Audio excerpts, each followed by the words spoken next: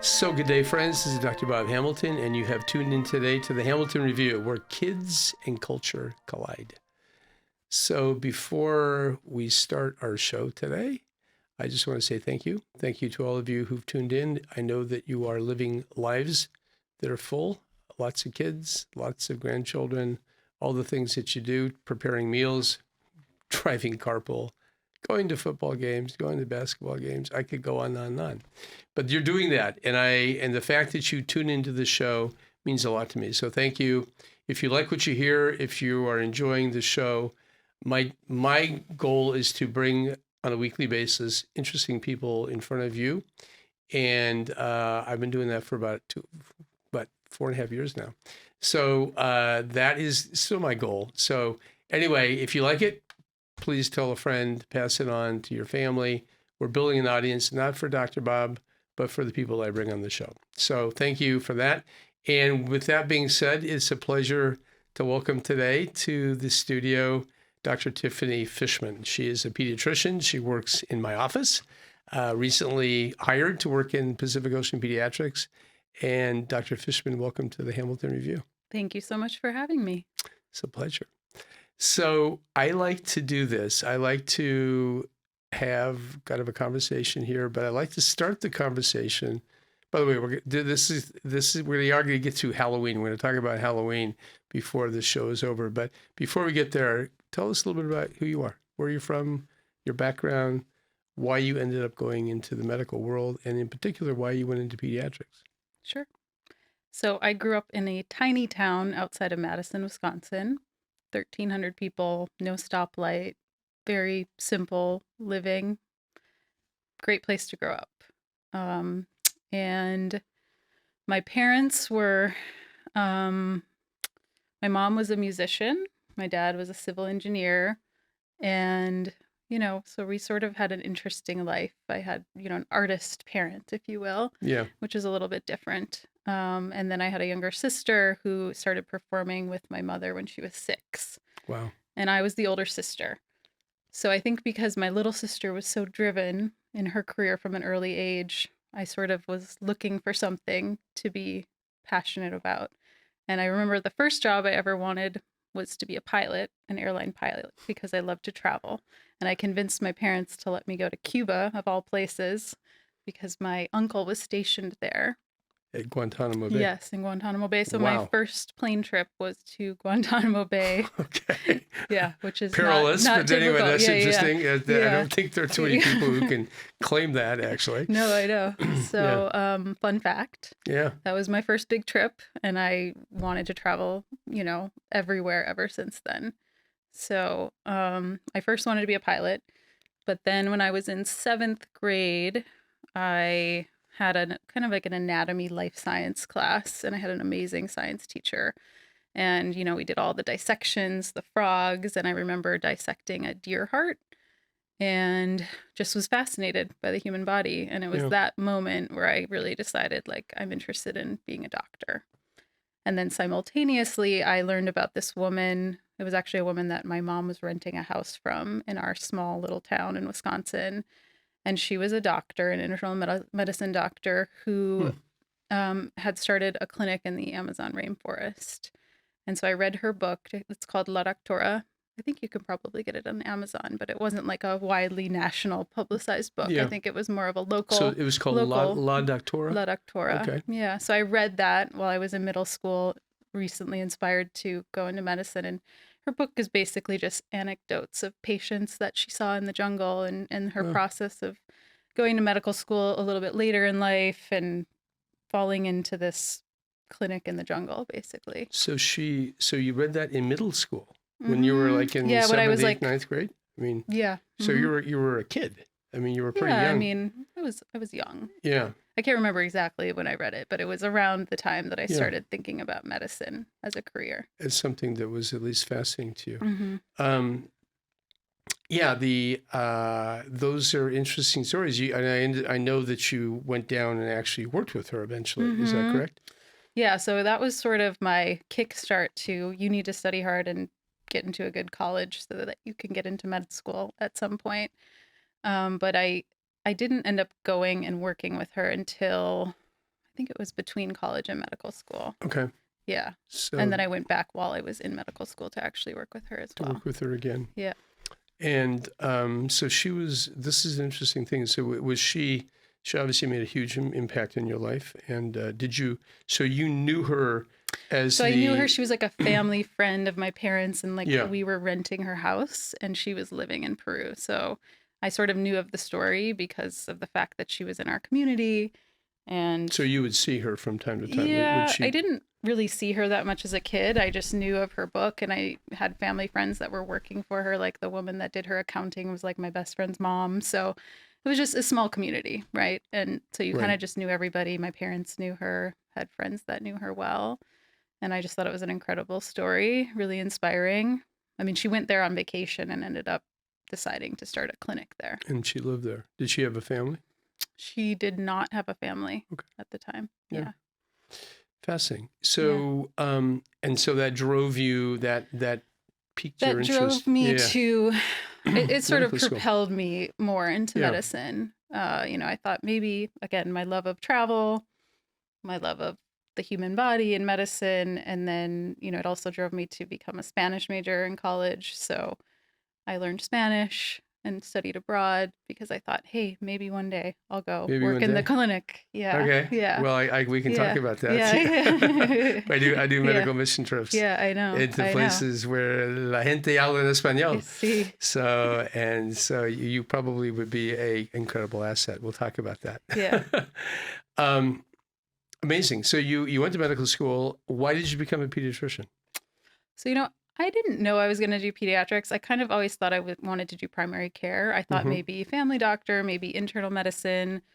I worked for an internal medicine doctor between college and medical school. I was a medical assistant, and it was a sort of a unique practice because it was a concierge style, and the medical assistant was always sitting in the room with the doctor while he was seeing the patient. So I was always listening to the whole conversation and the whole process and kind of seeing how his brain worked in a way. And it was a great experience. It was very hands-on. And so I thought maybe I'll do internal medicine. I was open, but really thinking primary care. I really liked the continuity and taking care of families. But when I did my rotations, I think pediatrics was actually my first rotation. And I always have loved kids. I always was involved in, like I did things like coach a kid swim team for a long time. And I've always loved children and babysitting and kids in general. But as I went through my rotations, I did really kind of like everything. I didn't like the smell of the adults so much, to be honest. That was like the big reason I didn't want to go into internal medicine, was because I just couldn't handle the smells. And the okay. I mean, no, I not totally. That kids always smell great, but like, I don't know. It just, it doesn't smell as bad. I know exactly what you're talking about. And I also I'm not a huge person, and I always felt intimidated sometimes by the size of adults. And I don't know what it was. Well, I mean, you're, that's a legitimate reason not to like adults. I mean, I can understand that. The reason why I went into pediatrics was and not adult medicine, was because of the size of the charts. When I was doing my rotations in medicine, I remember one time, it was like 10 o'clock at night or 11 o'clock. I was on call as a medical student. And the resident said, okay, Hamilton, you're going to admit this kid. And I go, okay, fine, and I went, and they said, they're bringing up the chart. They brought up the chart in a wheelbarrow.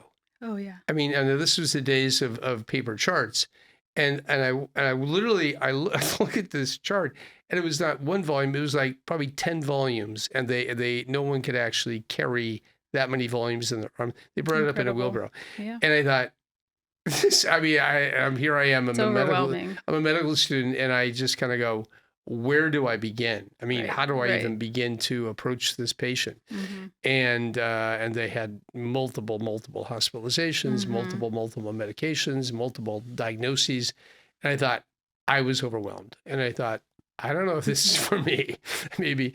And the thing about children is their charts are, they're really... Well, you get to start from scratch sometimes. They're like 2 pages. Yeah. And I go, maybe I'm lazy. I don't know. But No. I did feel I could at least kind of wind back their Mm-hmm. history pretty quickly and try to figure out what was going on.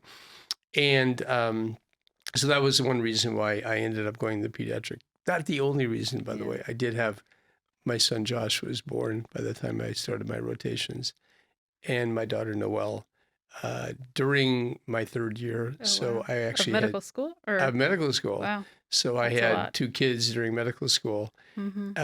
And that also, I felt like I was, when I did my pediatric rotation, everybody wondered how I could change a diaper. To go, boy, you really know how to change a diaper. And I go, well, You're pretty good at this. Yeah, pretty good. You'd be a great pediatrician. You can change a diaper. I go, okay, but I kind of did that, a lot. I actually did that in my house all the time. So those were some of the reasons why. So you went into pediatrics, and have you been happy? Are you glad? I made the best decision. I love pediatrics. Yeah. I mean, there were other reasons, not just the smell or, the size of the patient. It was also, I actually remember I did all my clinical rotations in New York City and Brooklyn. And I remember what I loved about while I was doing my pediatric rotation was like watching like the developmental milestones that we had to memorize. At the time, I didn't have any kids. So just watching them kind of come to life. So I would ride the subway to the hospital and I would like watch the babies and the kids in the subway and try to guess how old they were. And I just really loved doing that. It was like a fun game I did in my head. And I was like, I love this. It's so fun. Yeah, it is. So, and it's very interesting. You talk about child development.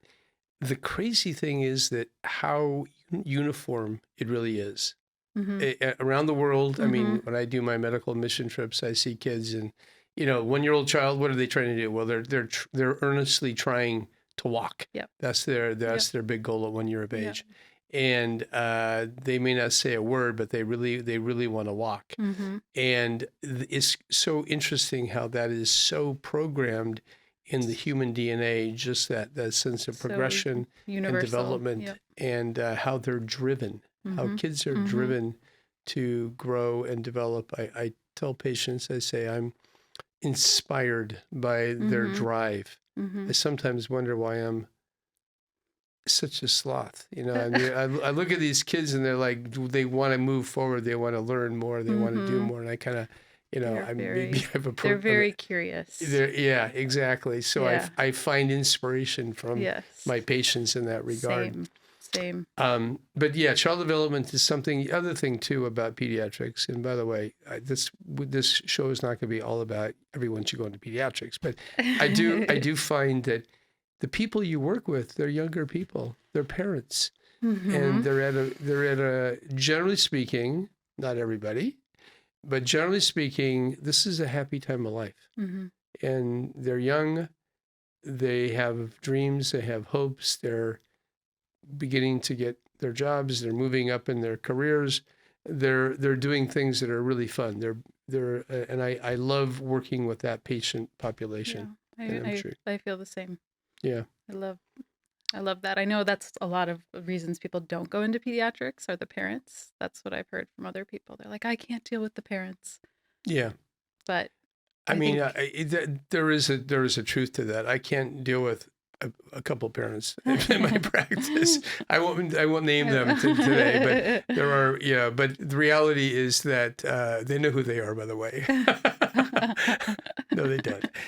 But anyway, I think I find the parents, if you don't want to deal with the parents, then, that's a big part of this whole thing, because you are dealing with parents. You're all the time. You're constantly reassuring them is usually what you're doing. Right. And you're also conversing with them because, the kids who are 2 months of age, it's like, okay, kid, how you doing? And they just smile at you. They don't really they don't really give you much medical information.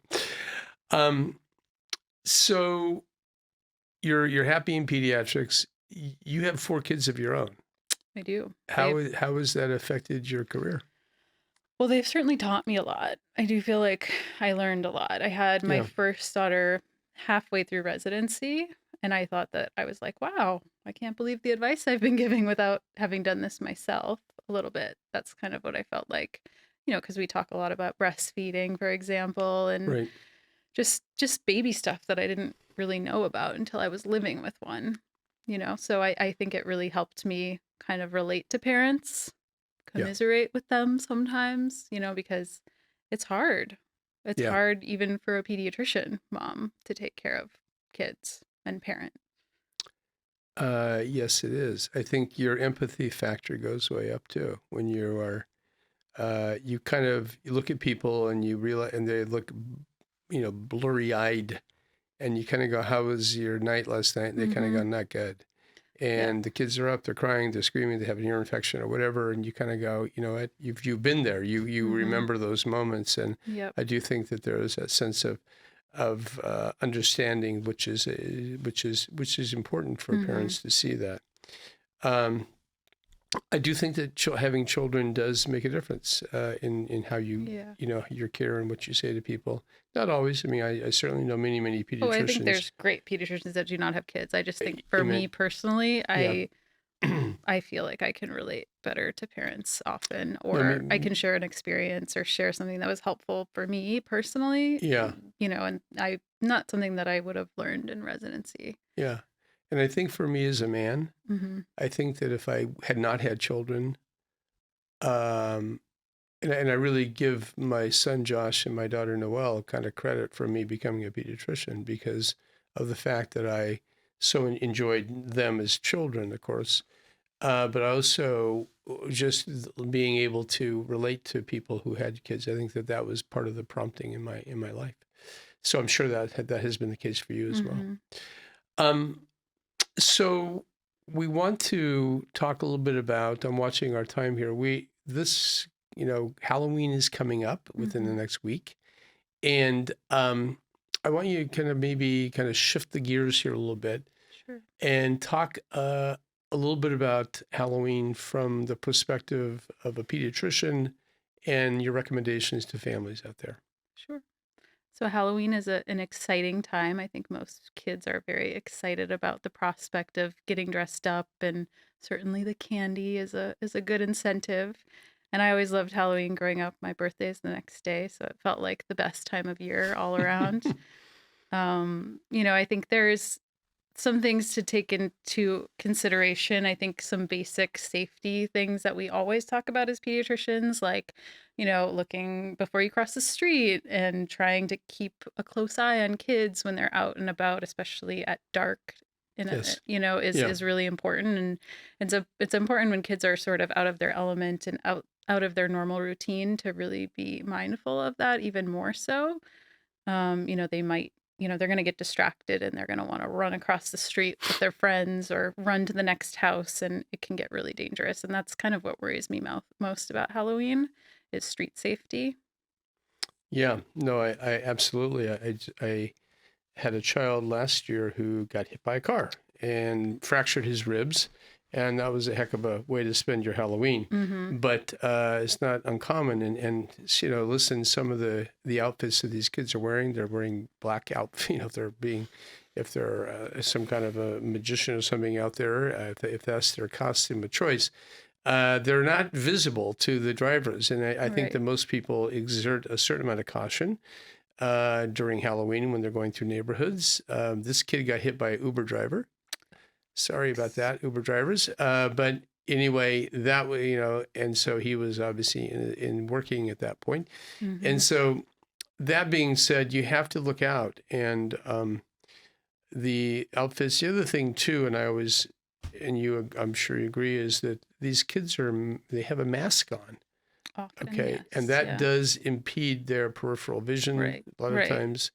And I don't think they're visual. I mean, certainly if you're a ghost and you have this thing over your head, Mm-hmm. you can't Yeah. see too well. Yeah. So I definitely think costume safety is something to think about. And, depending on the age of your child, things like masks and I think kids are using contact lenses that they probably shouldn't be using. They can definitely be irritating and dangerous for the eyes. And they should only be used with a proper prescription and fitting from an eye doctor. And then I think, costumes that are kind of long and something you could trip on or potential hazards, shoes that don't fit, costumes that don't fit. I know sometimes we're just scrapping together costumes at the last minute, and that can be a little dangerous potentially. Right. And then I think the other thing is with smaller children, you worry about accessories and things that might be choking hazards. I usually tell parents anything could be a choking hazard. I've seen kids choke on so many different Yeah, things. exactly. They are, yeah, certainly candy. So what are your thoughts about kids and candy? So, I think it's really important to have your kid eat a healthy something that they're going to eat for dinner before they go trick or treating. I think you try to get some protein in them. You pick a meal that is going to go off well. Your kid Yeah. will eat it. And you choose that and you do that early. You do it early dinner, 4 or 5 o'clock, if you can do it, and have them eat beforehand, have them drink a lot of water, knowing that they're going to go eat candy. Sure. But at least they've gotten a good meal in and they'll be less likely to overdo it. Yeah. I mean, I think listen, one of the delights of Halloween is the candy. Right. And the fact that I remember when my kids were younger, they're first going out trick or treating. This idea that you walk over and you knock on the door and a person kind of says hello and you go trick or treat, and then they give you like a candy bar. I mean, that to a kid is like, this is amazing. I mean, my parents don't give me candy bars, and this stranger is giving me a candy bar. And so it's like they get almost like high thinking about this, they get to eat a candy bar. Oh, yeah. And so it's tempting to, start eating the candy like straight away. Absolutely. You get it. And certainly when they're younger, they do that. They actually tear the thing open and they start chewing on the candy bar the second they get it. I like your recommendation of feeding the kids beforehand. That's important. So, and then you have 4 kids, and I presume they're out trick or treating. How do you parse it out? This candy load, because it's a big load. It's a lot of load. They have their own individual bags, and again, I think realistically I would love for them to wait till they get home to eat the candy. I don't think they're always doing that, and I heard an interesting good tip again to ensure that your candy is safe. Yeah. One thing is just to know the neighborhood you're trick-or-treating in, and it's important to be in a familiar neighborhood, ideally with at least some people that and you trust. And then the other thing would be, you could pack some candy from home, maybe your home stash that is safe, and then that's what you could give to your kids while they're out trick-or-treating, because inevitably they're going to ask for it.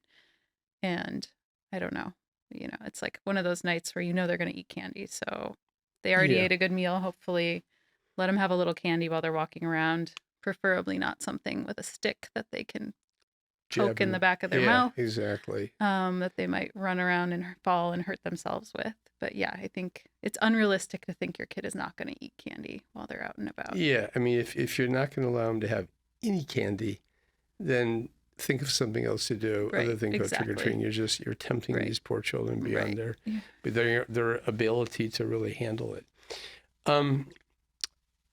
Do you ever caution people about? There are crazy things that happen on Halloween.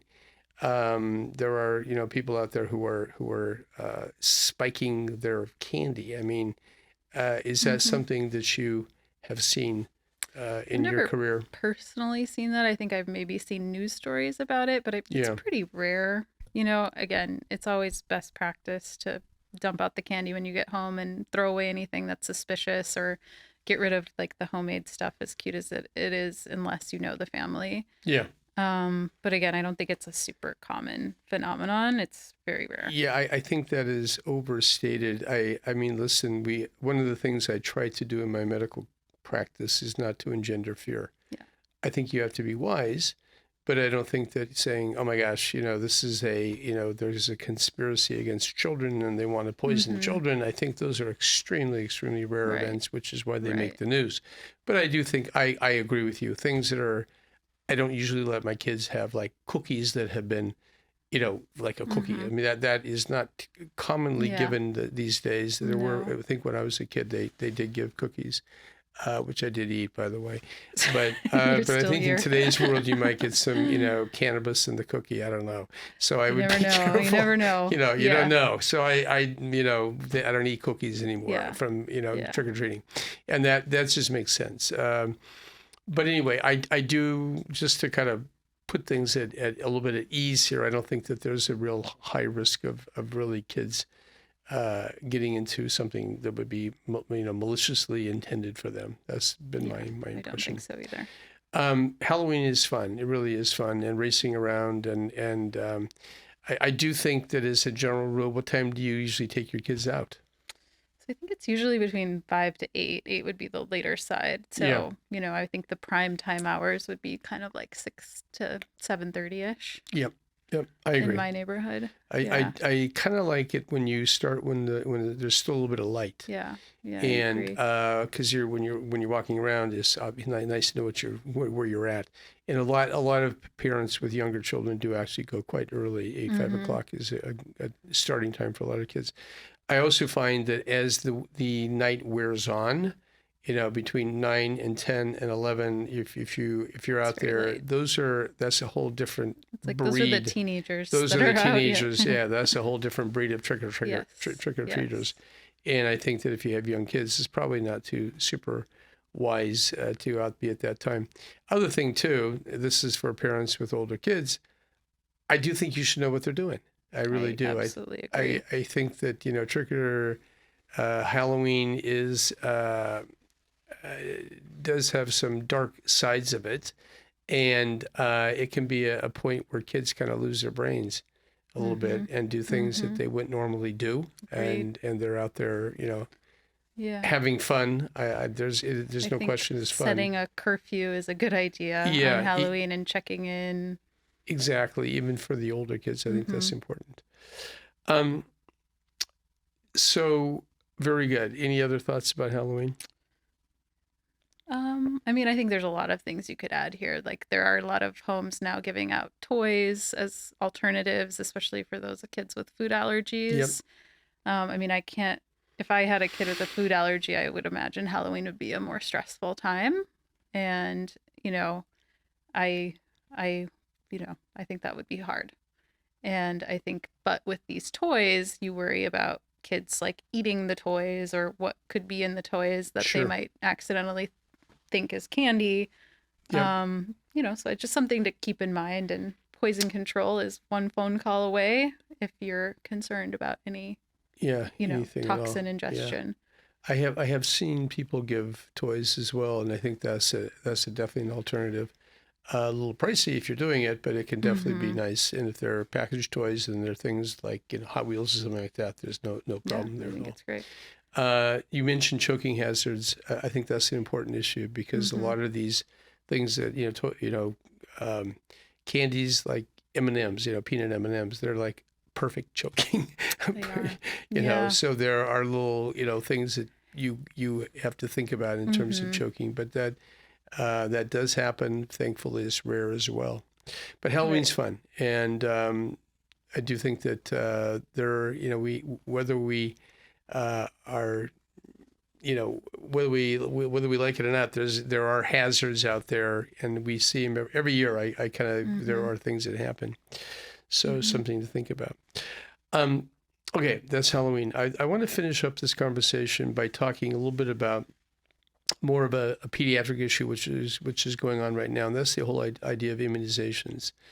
And I'm noticing, Tiffany, in the practice that more and more people are not wanting immunizations. Is this something that you're seeing as well? There's always some. I wouldn't actually say that. You mean obviously in your practice is what you're noticing. Yeah. At what age? Like from the So beginning? a lot of folks are putting off hepatitis B, for example, early on. I do see that as a common one that people like to delay. Again, at some point they need it for school. Yep. So I usually educate them on that. And I was always taught that the hepatitis B vaccine was the reason we give it so early in that neonatal period is because if they were to develop hepatitis B from, say, again, I think previously it was more common to have a transfusion and then also develop like an infection from a transfusion. Sure. I think that's a lot less common these days. Yep. But if you were to need a transfusion, which is hard to predict that need, you would want to protect yourself from bloodborne infections. And if you were to develop hepatitis B, the likelihood of you developing like chronic liver failure or disease from that hepatitis B vaccination, is a lot higher than if you develop hepatitis B as an adult. Yeah. And I mean, true, thankfully, hepatitis B is extremely rare. Right. And normally you get it if you're doing bad things like shooting drugs, and people kind of go, listen, my kid, this is a newborn child. Why would we worry about that? I don't really worry about it that much. I really don't. Agreed. I don't either. But one of the things I tell people is that first of all, you need 3 shots. Mm-hmm. And the 3 shots, it isn't like easy to, when you're older, definitely when you're an adult, how often are you going to go into the doctor? You don't go to the doctor that much. Mm-hmm. When kids are young, they're with us all the time, mm-hmm. and we have that opportunity to vaccinate. But I particularly hate hepatitis B. I think if you've ever seen it, I've had a couple of my friends in this world have passed into eternity because of hepatitis B, and so I don't like that virus at all. Mm-hmm. And so that is a reason why. But I think that in general, I'm also seeing that other vaccines are being delayed. Mm-hmm. I think for wrong reasons, because of wrong information being out there. Yeah. And I don't know, your thoughts about that? I agree. I do see a fair amount of parents that wish to delay the vaccines until after a year, for example. I mean, and I think it's much easier to give a shot to an infant than it is a toddler, for one thing. Yep. But also, the purpose of those vaccines so early on is to protect a super vulnerable immune system. That's right. So it really, again, waiting defeats the purpose. Like by the time they're 1, I mean, as you know, at a certain point, they age out of some of the vaccines and they don't end up needing them. That's exactly right. Yeah. But, you're taking a big risk. I mean, these infections, you probably actually saw some of these nasty infections in your practice. And I can only imagine your perspective. Well, I mean, when I was in my residency, the HIV vaccine was not available. HIV, friends, is actually an abbreviation for Haemophilus influenza type B, mm-hmm. which is a type of bacteria. And this one notoriously causes meningitis in kids, young kids often. And these kids would come into that was like the number one cause of meningitis mm-hmm. when I was in my residency. And they would come into the emergency room, and you would do a lumbar puncture. The lumbar puncture came out milky. It wasn't clear. Wow. It was actually white with pus cells.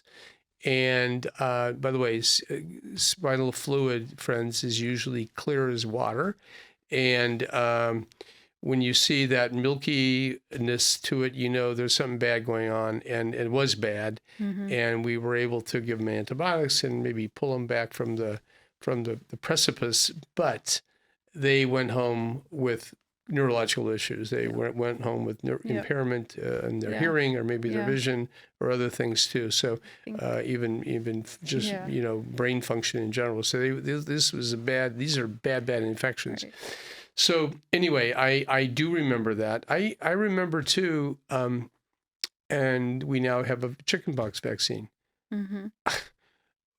I remember the world before chickenpox vaccine. Mm-hmm. I spent every day. I was on the phone because chickenpox occurs throughout the year, as you remember. Right. I spent hours on the phone talking about chickenpox, mm-hmm. and we don't talk about chickenpox anymore. We just kind of like is gone. I mean, how often do we see chickenpox? We don't. We almost never do that. And I mean, it's always usually something else. I did have it.